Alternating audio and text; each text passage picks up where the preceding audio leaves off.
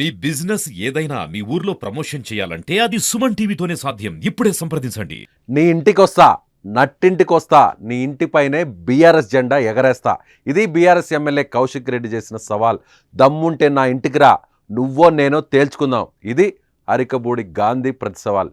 ఫిరాయింపుల ఎపిసోడ్లో నిన్న చీరా గాజులు చూపిస్తూ కౌశిక్ రెడ్డి చేసిన వివాదాస్పద వ్యాఖ్యలు అగ్గిరాజేసింది. ఇప్పుడు అది మరింతగా బగ్గుమంది.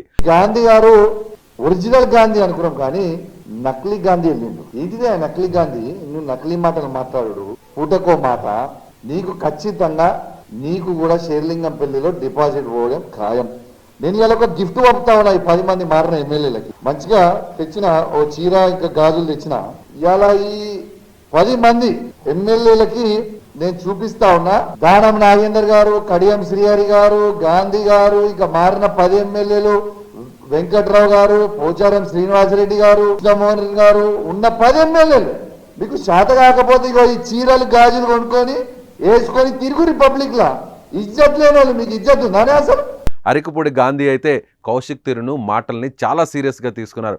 కౌశిక్ రెడ్డి సవాలుకు అంతే ఘాటుగా కౌంటర్ కూడా ఇచ్చేశారు అరికపూడి గాంధీ. దమ్ముంటే రా, నువ్వో నేనో తేల్చుకుందామంటూ కౌశిక్ రెడ్డికి ప్రతి సవాల్ విసిరారు. తనమీ చేతులు కట్టుకొని కూర్చోలేదు, దేనికైనా సిద్ధం అంటూ ఒక రేంజ్లో కౌంటర్ ఇచ్చారు అరికపూడి గాంధీ. తాను సీనియర్ శాసనసభ్యుడినని, నాపై మాట్లాడే అర్హత కౌశిక్ రెడ్డికి లేదన్నారు. కేసీఆర్కు తనకు ఎలాంటి విభేదాలు లేవని, తాను ఎప్పుడూ గౌరవం ఇస్తానంటూ పేర్కొన్నారు.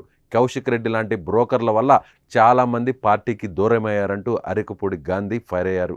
నువ్వు నా ఇంటికి రా, లేకపోతే నీ ఇంటికి నేను వస్తా అంటూ సవాల్ చేశారు. కైశ్వరెడ్డి 11 గంటలకు నా ఇంటికి వచ్చి జెండా ఎగరేస్తా ఉన్నావు కదా, రాకపోతే 12 గంటలకు నీ ఇంటికి వస్తా. పార్టీలో చేరి పార్టీని బస్టు పట్టించింది కాక, పాత ముఖ్యమంత్రి గారిని నాశనం చేసింది కాక, కాంగ్రెస్ పార్టీ నుంచి కొంతమంది పెద్దలను తీసుకొచ్చి బీఆర్ఎస్ లో జాయిన్ చేస్తామని చెప్పి తీసుకొచ్చినటువంటి